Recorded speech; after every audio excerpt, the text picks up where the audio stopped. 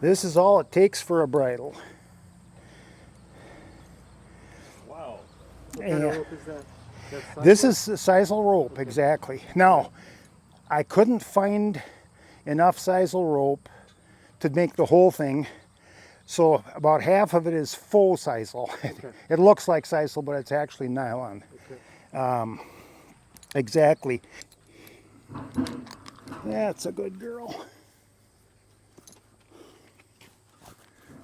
You know, there's no problem handling their ears at all. Yep. So your inside line is the more dominant line, and then you're going to use something on the outside probably. That's my check ring. Check, okay. Yes.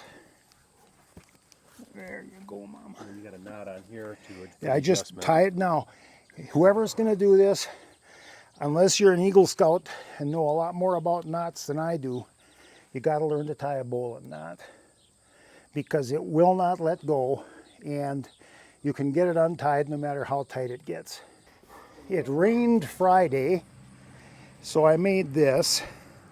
It's just a little donkey caliper, and if I was going to make a new set now that I've made a set, I would, right here where the collar rests, I'd measure the width up here at the wide part. And I'd measure that and write it down. And then I'd measure right down here against the shoulders at the wide part. And I'd write that down. And then I would measure the neck from the point of the shoulders to the throat, right there. And I'd write that down. With those three measurements and this curve, which is not a very complicated curve, your guy that does the plans, he can enlarge or take down a pattern that'll fit any donkey they've got. As long as you got that same curve, you just blow it up or let it down to fit the donkey. But it is important that it fits the donkey. It's not good enough just to be kind of close. And this is the harness complete.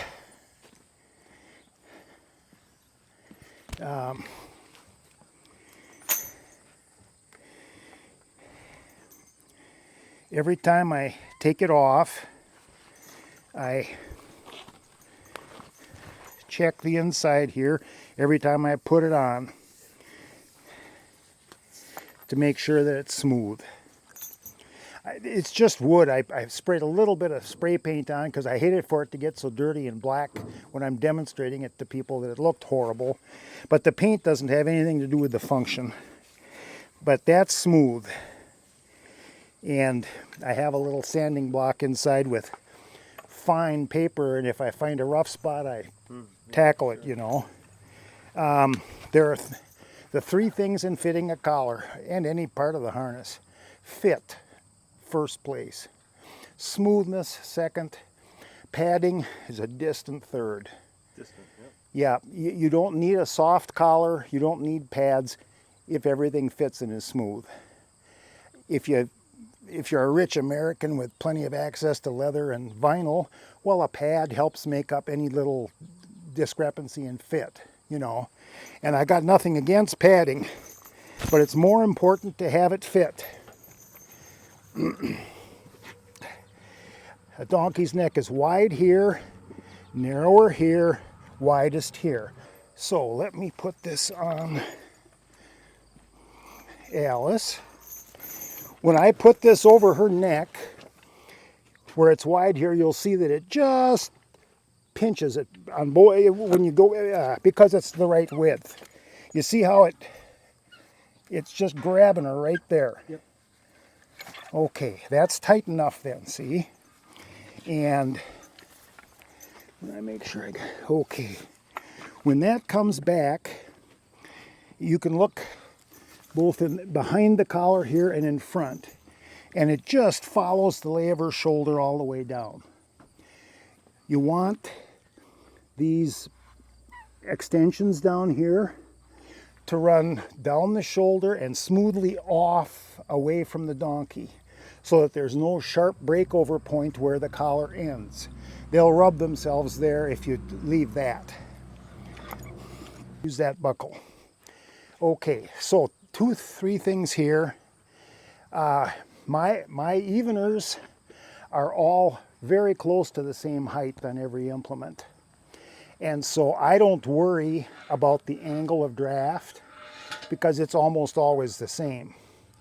But you want a 90-degree angle here. Well, let's do it from the bottom. 90 degrees here, or just a few degrees less. You want it to pull just slightly down on the collar. That keeps the collar seated right down on the neck. And I can, you see these knots in here? Alice, back up. Back up, Alice. You see those knots? Oh yeah, yeah. Well, people asked, aren't they going to choke? Isn't that going to irritate them? No, because my collar never rides up. It always sits down against the nape. And so we'll go up a big hill over here and you'll see it doesn't impede her breathing at all. So you want this just slightly down. 90 degrees is fine too, but then sometimes it'll pull up and you'll get this. And that will chafe them. So try to keep it just slightly down. The other thing is, when there's weight on this, the hold back should be at about 90 degrees to the croup. So hold back, The britchin should be, it doesn't have to be perfect, but I mean the point is to have it pulling straight down into the croup. It does not pull forward at all. And when we go down the hill, we'll disconnect the crupper and she'll hold the load back with no crupper at all. Because you don't want to put any pressure on the tail, all on the hold back. Back up. And I chain them on the end of that. I hang a little hay bag there. And I back the pickup up until I'm 30 feet from the county trunk P. You've seen how much heavy traffic we have there. And I get my lawn chair and I sit down and I tie them onto the back of that. And I sit there and read or drink a beer for an hour, and then I put them away. And I do it the next day, but I move them 5 feet closer. And the next day I move them 5 feet closer. And pretty soon I'm as close as I dare to have. I don't want to interfere with traffic or make people worried, you know. And then I just do that for a week. And by the time that's done, I can harness them up and drive them down the road and they ignore traffic. Part of the reason I can do that is because our road has a lot of traffic. The hardest place to get a horse or donkey or anything used to traffic is a little road like this where they only meet 2 vehicles a day. Right. That is hard for them to get over. But a road where they've got steady traffic, shucks, they'll get over that and figure it out in a short time. And I'm proud of this pair. Those cement trucks went by, they didn't even tilt their ears. You know, they're... Hey, healthier pastures right next to the road too, so they hear it all day. So. Yeah, oh yeah, the more exposure you can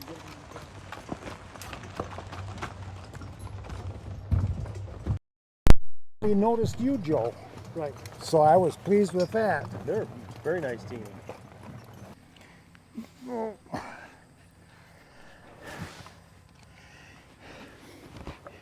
And you see they've just got a perfectly good sweat pattern right in their collar bed all the way around.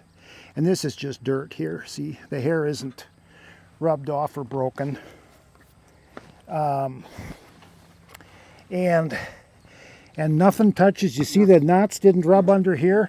It just does not come up under their throat. You can't, harness like this, you can't choke a donkey. You just can't. Yeah, it's terrific. That's a pretty good